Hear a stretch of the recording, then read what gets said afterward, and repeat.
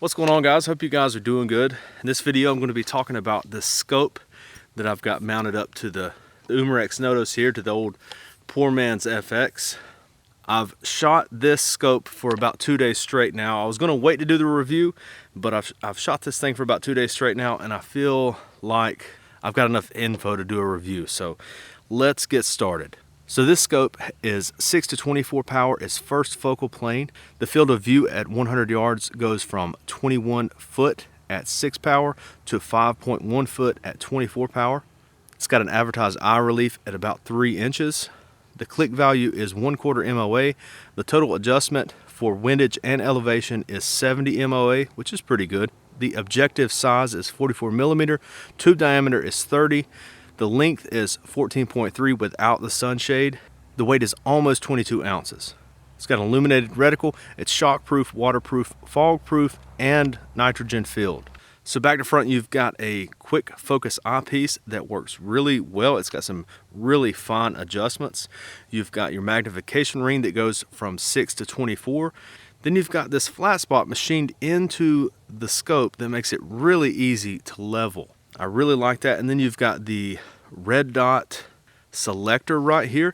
And the red dot selector is a little bit different than most red dots that you're going to find on a scope or illuminated reticle. I'm sorry, I said the wrong thing there. But it doesn't go off 1, 2, 3, 4, 5, 6. It goes off 1, off 2, off 3, like that. So it's really easy. It's helped me remember to cut my red dot off. So I really like that. Now, this scope was sent to me by Discovery Optics, but I'm not getting paid for this review, and these are my honest opinions. The rings are cheap, generic rings. I'll probably upgrade the rings in the future, but they've worked.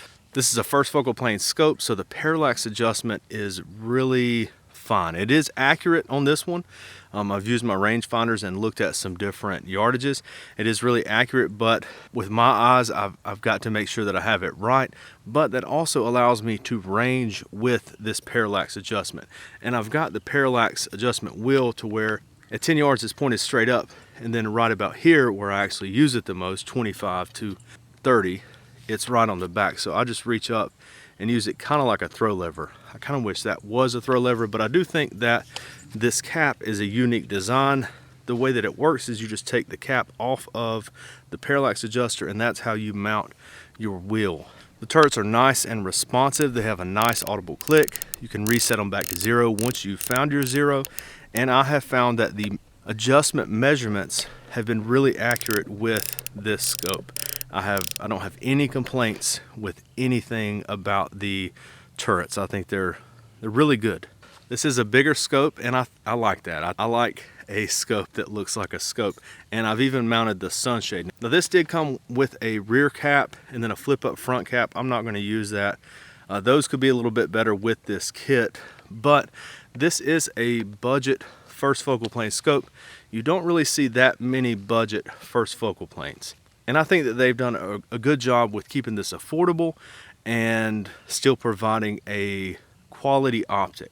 Now, when I first took this thing out of the box, I didn't think I was going to like it. To be honest, the eye relief is a little close, but mounted on something like this Umarex Notos, it's perfect.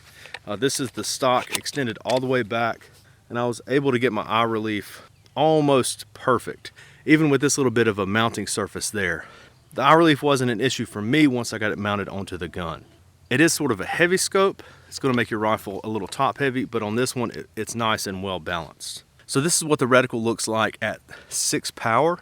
This is what the reticle looks like at 10, then right about 18 power right here, then all the way up at 24 power right here, and then I turned down the illuminated reticle right there. So that's what the reticle looks like.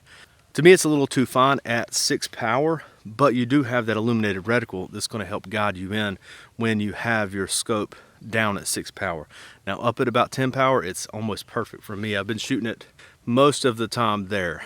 After 10 power, this thing gets a little dark, but I have really picky eyes. So I've been using it like a 6 to 12 basically. That being said, I did turn it all the way up to 24 power. I was shooting about 60 and 70 yards with this Notos, and I didn't notice any point of impact shift when I increased the magnification, which is something that you see a lot with these more affordable scopes.